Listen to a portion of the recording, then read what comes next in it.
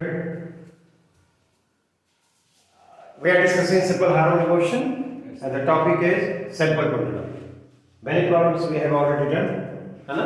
एक छोटी सी बात और हम इसमें करना चाहते हैं, then I will conclude it. देखो हम यहाँ पर पहले इस बात को जरा ये सिंपल पेंडुलम जो बताएंगे इसके पहले ये जरा इसको देख लेते हैं। ये हमारे पास ये क्या स्प्रिंग ब्लॉक सिस्टम है, ठीक है ना? स्प्रिंग और ये जो सरफेस है this is smooth, right? Block is attached to it and this side is fixed. K spring constant है, mass of the block is M. The block is here, यहाँ पर है, इसी को हम इक्विलिब्रियम पोजीशन कहने वाले हैं। जब यहाँ पर ब्लॉक है तो there is no elongation, no compression in the spring. Spring में no elongation है, न compression है, इसका मतलब उस पर टेंशन 0 है। अब इस ब्लॉक पर दो ही फोर्सेस एक्ट करेंगे, vertically downward, gravitational pull और ऊपर क्या downward reaction. Is it alright? अब हम करते क्या है, यहाँ पर हाँ एक चीज और, यहाँ पर एक वॉल है vertical. This wall is rigid और यदि इसका collision इससे होता है तो collision is perfectly elastic. इस ब्लॉक को हम डिस्टेंस E से इधर यहाँ पर ले आते हैं, ठीक, और यहाँ से इसको रिलीज कर देते हैं। इस पोजीशन से इस वॉल का जो डिस्टेंस है वह a/2 है, ठीक। तो क्या होगा यदि अब इसको रिलीज करेंगे तो यदि यह वॉल नहीं होता तो यहाँ एक वेव पोजीशन से उतना ही डिस्टेंस ये इधर जाता जितना कि यहाँ से हमने रिलीज किया है। सिंपल हार्मोनिकली ऑसिलेट करता, राइट, और उसका जो इक्विलिब्रियम पोजीशन से इधर डिस्प्लेसमेंट वही होता जैसे ये रहता तो यहाँ पर यहाँ तक नहीं जाता, इसको नहीं रहने पर जितना डिस्टेंस इधर है उतना डिस्टेंस उधर जाता है ना, एम्पलीट्यूड इसका ये होगा ऑसिलेशन का। लेकिन हम यहीं पर इसको हमने रख दिया है a/2 है, तो क्या होगा कि यह इससे कलीजन करेगा और कलीजन कैसा है, परफेक्टली इलास्टिक है। परफेक्टली इलास्टिक है तो जितनी वेलोसिटी से यह स्ट्राइक करेगा उतनी ही वेलोसिटी से क्या होगा, पीछे जाएगा। कलीजन के बाद उसकी वेलोसिटी उतनी ही रहेगी इन द अपोजिट डायरेक्शन। अब हम जानना चाहते हैं कि इस ब्लॉक के लिए ऑसिलेशन का टाइम पीरियड क्या है, राइट? Is it clear? तो we have to find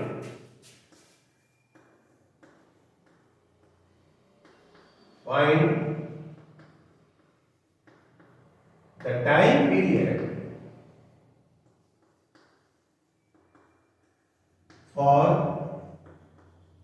the oscillation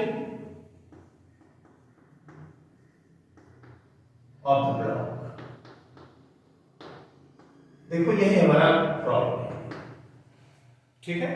अब इस कॉन्सेप्ट को वहां पर अप्लाई करना है। तो देखो यदि हम जानते हैं कि अब इसको हम यदि ऑसिलेट कराते हैं तो यहां से वो जाएगा वहां तक, यदि फ्री रहता तो अब फिर बैक होता तो कंप्लीट ऑसिलेशन में जो टाइम लगता है उसे क्या कहते हैं, टाइम पीरियड। यहां से यहां तक जाने का जो समय होगा वह टाइम पीरियड का 1/4 होगा, है ना। स्प्रिंग ब्लॉक सिस्टम के लिए यहां से B से O तक ये जो पोजीशन है यहां तक जाने का जो समय होगा वह कितना होगा, टाइम पीरियड का 1/4 होगा। टाइम पीरियड T है तो वह T/4 होगा। अब यहां से यहां तक जाने का समय हम निकालें, ठीक है ना।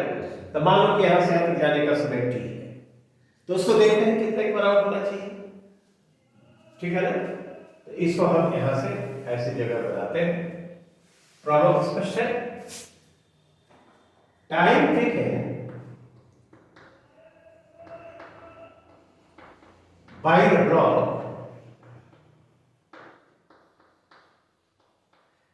to move from B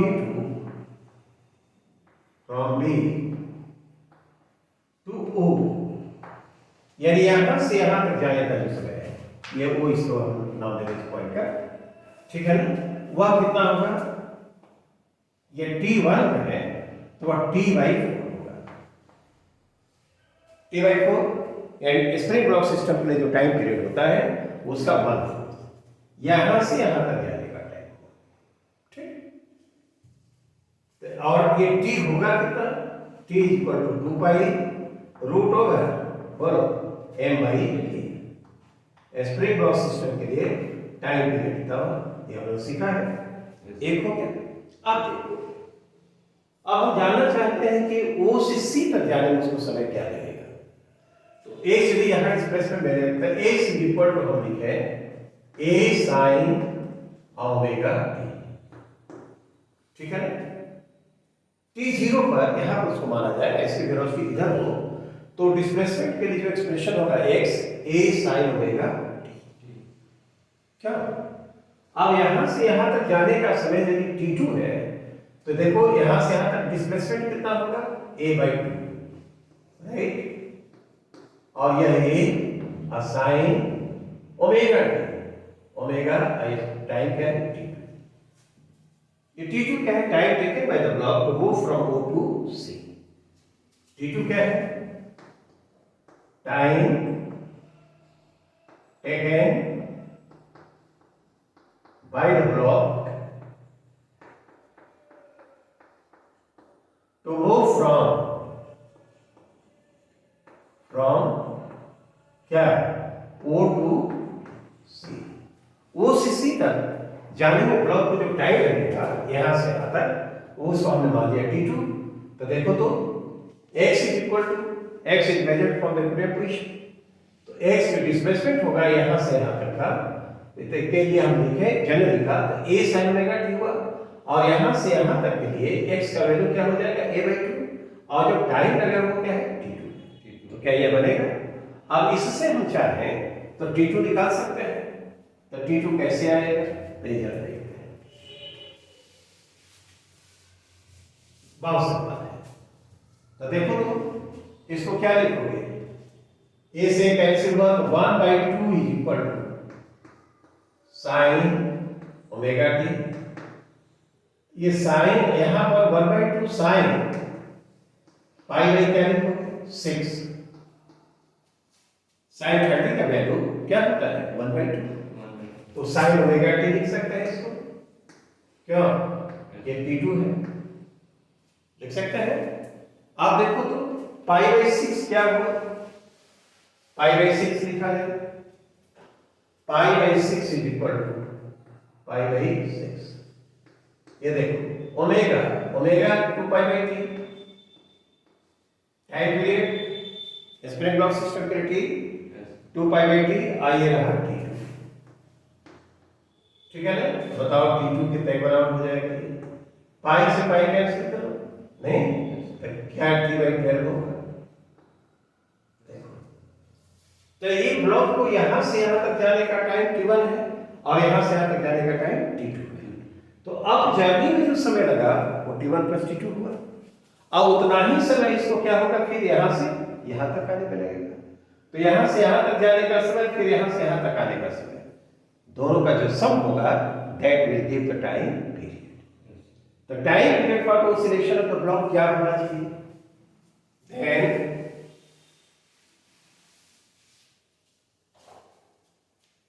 time period for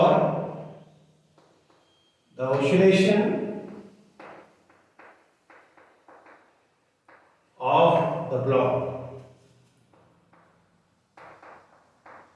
क्या होना चाहिए बोलो तो, उसको t डैश है तो t1 + t2। देखो यहां से यहां तक जाने का टाइम t1 है और यहां से यहां तक जाने का टाइम t2 है, तो अब जर्नी में समय t1 + t2 हुआ, और उतना ही डाउन जर्नी में लगेगा, फिर यहां से यहां तक आएगा तो टाइम इतना ही लगेगा, तो क्या 2 से मल्टीप्लाई कर दिए थे, 2 से मल्टीप्लाई कर दिया। आप देखो ये 2 हुआ और t1 कितना t/4 था, t/4 और प्लस ये बोलो t2 कितना t/10, ओके। बोलो तो ये सम करके बोलो तो क्या आएगा, t/3 होगा क्या, ये देखो इसका तुम देखो कितना 3 और 1 4 4/12 है ना, तो t/3 हो जाएगा 2t/3. This will be equal to 2t/3. क्या ये होना चाहिए। अब t जो है time period for spring block system, तो वह तुम जानते हो कितने बराबर होता है, 2/3 हो गया। और यहाँ पर लिखेंगे 2 पाई क्यों रूट ओवर बोलो m/3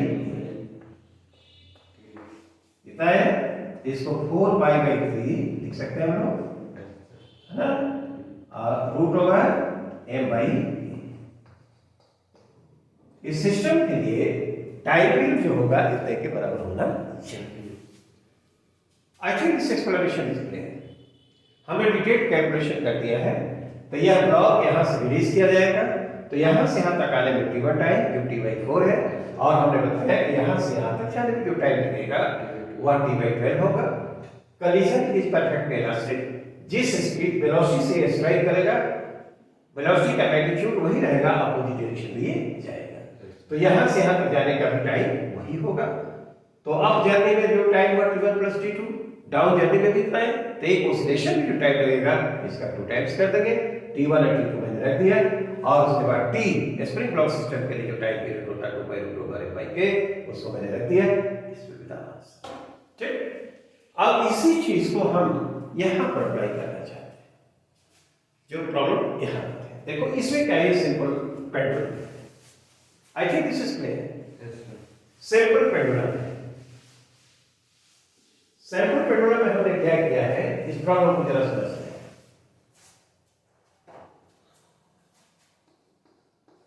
देखो ये पेंडुलम के लिए यह एक वेव पोजीशन है, पेंडुलम को हमने ऐसे यहां से डिस्प्लेस कर दिया है, ठीक, और यहां से रिलीज कर दिया है वर्टिकल से। ये एंगल जो थीटा डॉट है, of course theta dot small है, तो स्मॉल जो होगा है ना, तो उसका जो ऑसिलेशन होगा सर्कुलर हार्मोनिक होगा, ये हम लोग सीखा ठीक। If displacement from the equivalent position is small, then the motion of the simple pendulum will be simple harmonic. Simple pendulum है तो उसके लिए कहते ही वैसा है, सिंपल हार्मोनिक होगा। यहां पर हमने क्या किया, यदि ये ब्लैक नहीं होता तो जितना यहां डिस्प्लेसमेंट है इक्विवेलेंट पोजीशन से उधर ही भी उतना ही डिस्प्लेसमेंट होगा, उतना ही जाता। थीटा डॉट कुछ और नहीं, ये एंगुलर एम्पलीट्यूड कहलाएगा, यहां तक जाता। ये एंगल थीटा डॉट से कम है, तो ये क्या होगा, यहां से यहां तक पहुंचेगा तो इसे कलीजन करेगा, और कलीजन के बाद वो उतने ही वेलोसिटी से बैक होगा जितने वेलोसिटी से कलीजन कर रहा है, क्योंकि collision is perfectly elastic. Collision जो है कैसा है, collision of the ball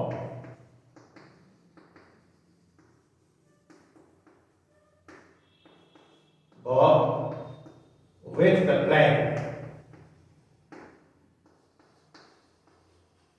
Plank is perfectly elastic. Perfectly elastic. Is it all right?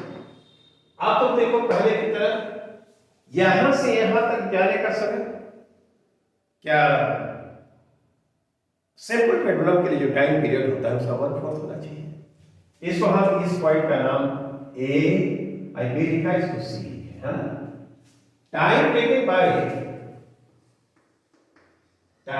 Taken by ball to move from A to C,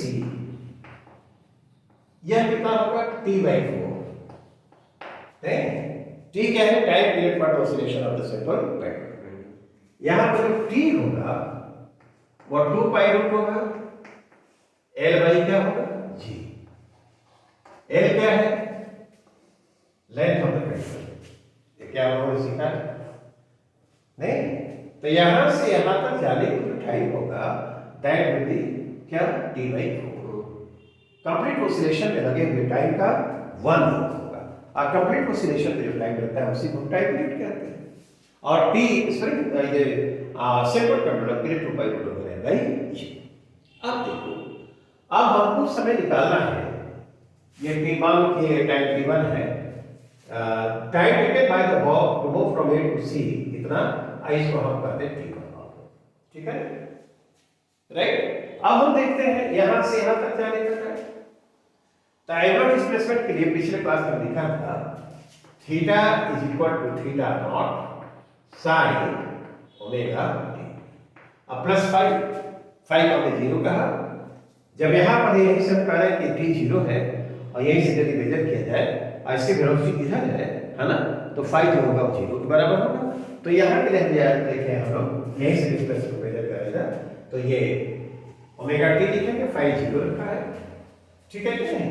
तो मान लो कि सी से बी तक जाने में टाइम t2 है। If time to move from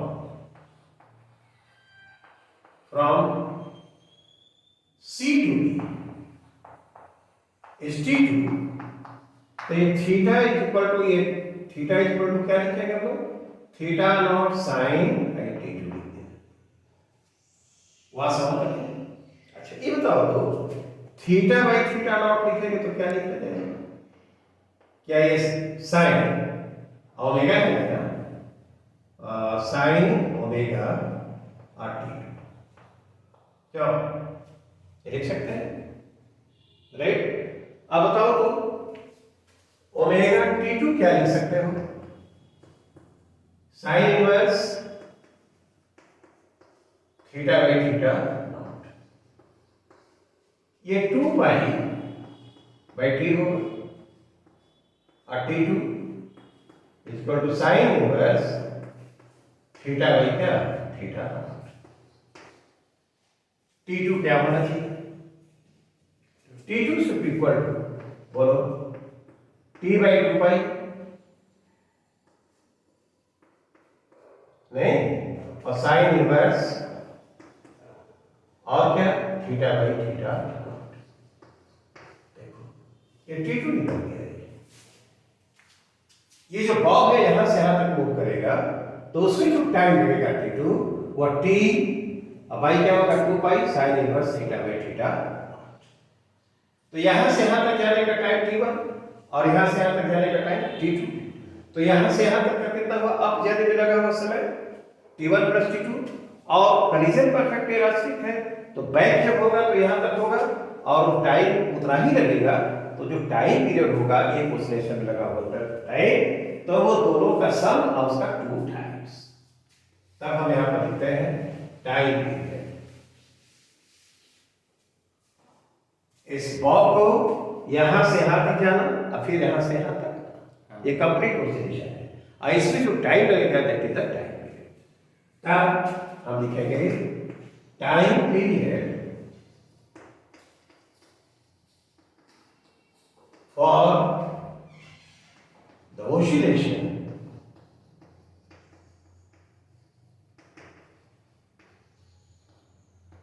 of the pendulum. T dash हम लिखे तो 2 टाइम्स T1 प्लस क्या हुआ T2। देखो 2 हुआ ये और T1 कितने बराबर है? T by 4, T by 4। Okay, और T2 हमने क्या पाया है बोलो? T2 क्या है? T बाई 2 पाई और साइन इनवर्स थीटा बाई क्या थीटा, नहीं ये देखो। तो इसको हम लिखे T को बाहर किया जा सकता है क्या बोलो?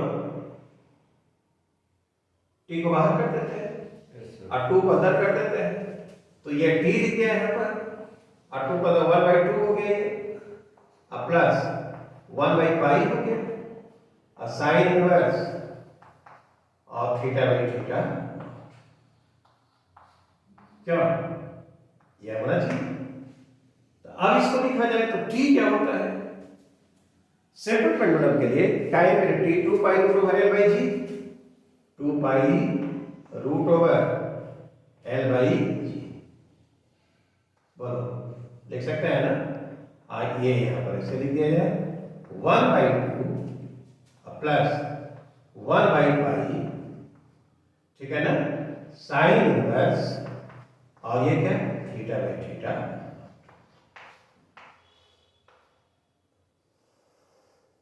इतना टाइम पीरियड होना चाहिए। इस सिंपल पेंडुलम के लिए जो टाइम पीरियड होगा ये होना चाहिए। चाहो तो इसको कोई बात नहीं, उससे 2 पाई को अंदर मिला सकते हो, इसको जरूरत नहीं है, ऐसे ही लिख दिया जाए।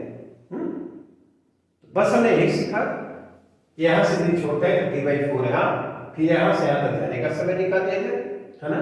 और प्लैंक्स उसका जो कॉलिजन परफेक्ट इलास्टिक है, तो उतने जितने वेलोसिटी से ये स्ट्राइक करेगा उतनी वेलोसिटी से ये लौटेगा और अपोजिट डायरेक्शन में जाएगा, तो ये यहाँ से यहाँ तक जाने का भी टाइम वही लगेगा।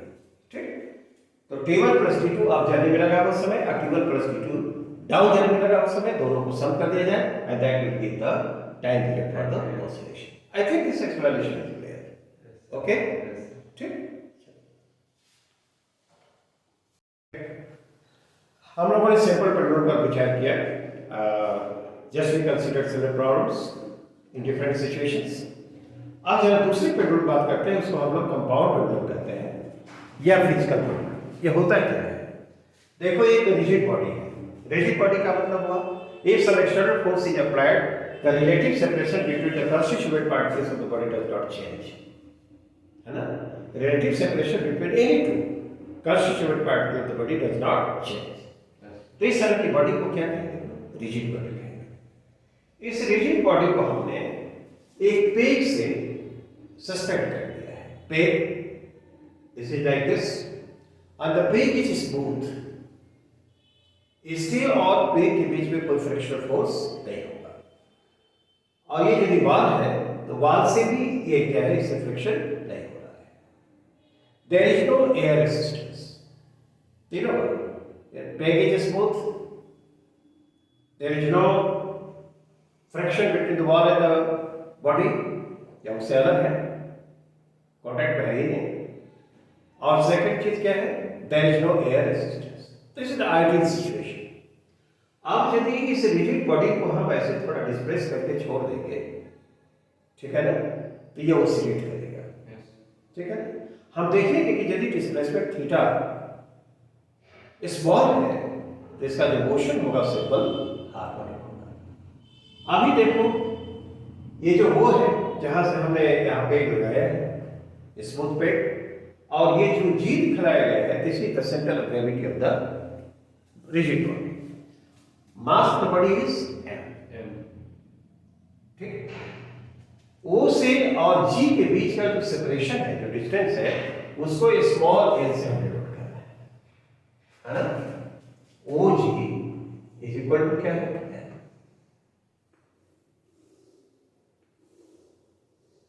G क्या है? Centre of gravity, centre of gravity. और बताओ तो ये O क्या है? Point of suspension, point of suspension.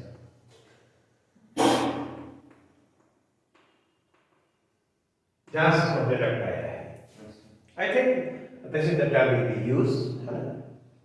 यह हमने लिख दिया। आप देखो तो इसको हमने डिस्प्लेस किया, और यहां पर जब ये होगा इस पोजीशन में, तो इस पर दो फोर्सेस एक्ट कर रहे हैं। एक ग्रेविटेशन पुल वर्टिकली डाउनवर्ड mg एक्ट करेगा, और पेग के कारण जो रिएक्शन का फोर्स होगा ऊपर की तरफ, ऊपर एक्ट करेगा, ये प्रेस करेगा पेग को, तो है ना। तो ए जो रिएक्शन का फोर्स होगा mg को बैलेंस करेगा, इस पर और कोई फोर्स नहीं लग रहा है।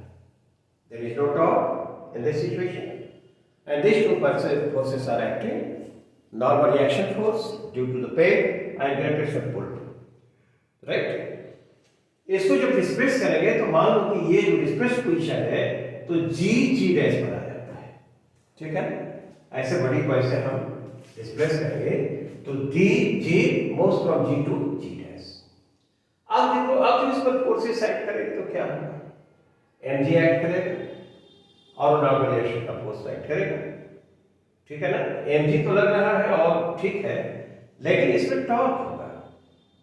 अब mg को यहाँ पर ऐसे लग रहा है, लाइन ऑफ फोर्स को जरा ऊपर की तरफ ले जाओ, और यहाँ से एक नॉर्मल इसको डालो ऐसे, और इस पॉइंट को G कर इसको B कर दो, ठीक है। ये एंगल थीटा है, बताओ तो ये एंगल क्या होगा? ये भी थीटा होगा। तो जो OB होगा, OB वह कितना होगा, L sin थीटा। ये अगर थीटा के थीटा हो जाएगा कितनी, यहां से यहां तक क्या है, ये L होगा, OG डैश। तो ये जो OB होगा वो L sin theta as per trigonometry value theta. ठीक, the angular displacement of the body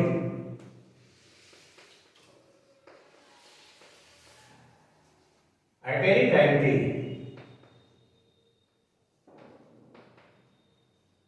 is equal to theta, दिखाया गया है। ठीक, रेस्टोरिंग टॉर्क, देखो इस पे क्या होना चाहिए, रेस्टोरिंग टॉर्क हम उसको कहेंगे, this is equal to mg और L sin थीटा।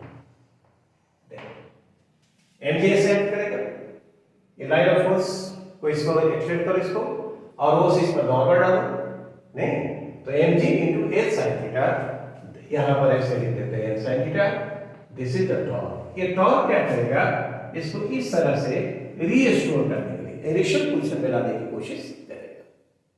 ठीक, ये रेस्टोरेंट टॉर्क इसको कहेंगे, और ये जो टॉर्क है एंगुलर डिस्प्लेसमेंट थीटा की क्या है, अपोजिट है। ये जो टॉर्क एक्ट करेगा क्लॉकवाइज होगा, और जो डिस्प्लेसमेंट का डायरेक्शन है वो क्या है, anticlockwise, they are opposite each other.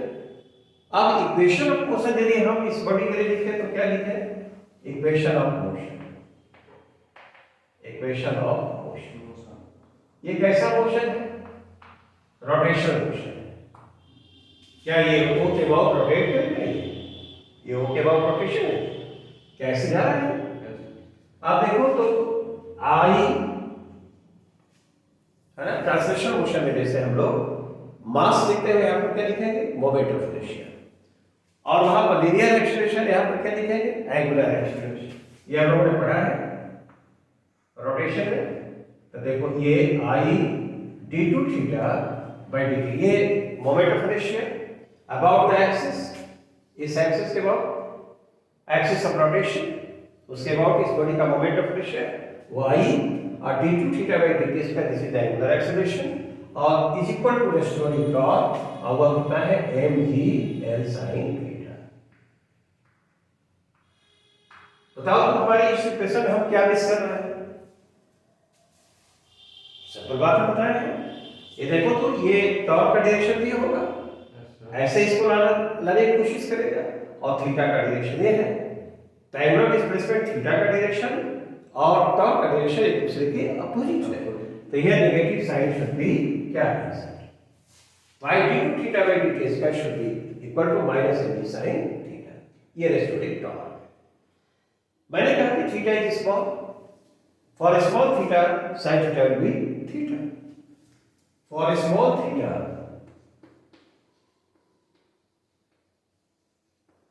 sin theta equal to क्या लिखा, थीटा। तब हम लिख सकते हैं I d2 theta by dt square, and this is equal to बोलो क्या लिखे, mgl थीटा हो जाएगा, mgl थीटा।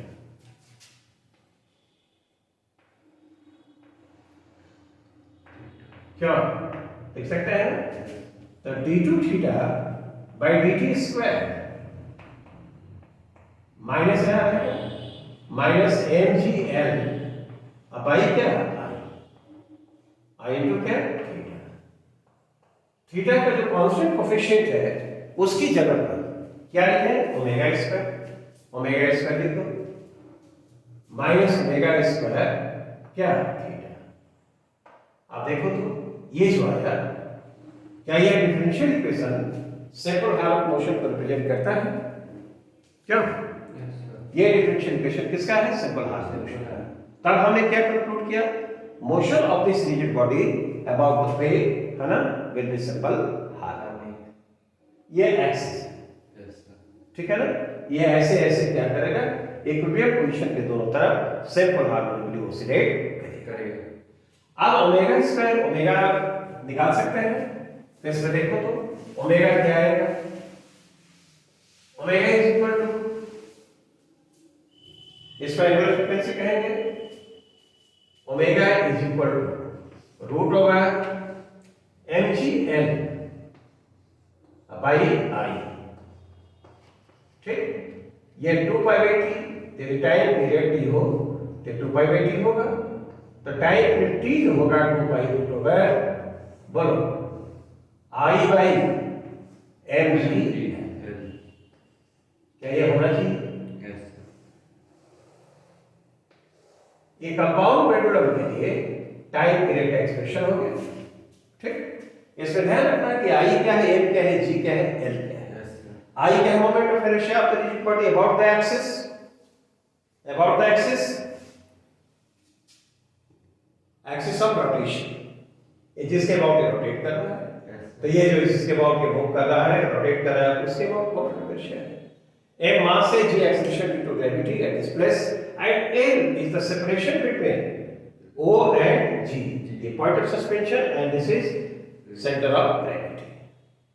ठीक, तो दोनों के बीच का जो सेपरेशन है वो L है। तो यदि कोई बॉडी ऐसे दिया हुआ उसके लिए यदि आई जान जाए M G L को मालूम हो, तो क्या ऑसिलेशन के लिए टाइम पीरियड जान सकते हैं? यस। अब इसके लिए एक नॉन ज्योमेट्रिकल शेप का बॉडी लेते हैं और उसके बाद देखते हैं कि इस जो हम लोगों ने एक्सप्रेशन प्राप्त किया है उसको कैसे यूज करेंगे। जैसे एक एग्जांपल सिंपल सा लें, ठीक, let us consider this problem, है ना, और सीधे हमने देखो ये यूनिफॉर्म रॉड है, यूनिफॉर्म मेटल रॉड है और इसका लेंथ जो है L है, L is the length and mass of the rod is small.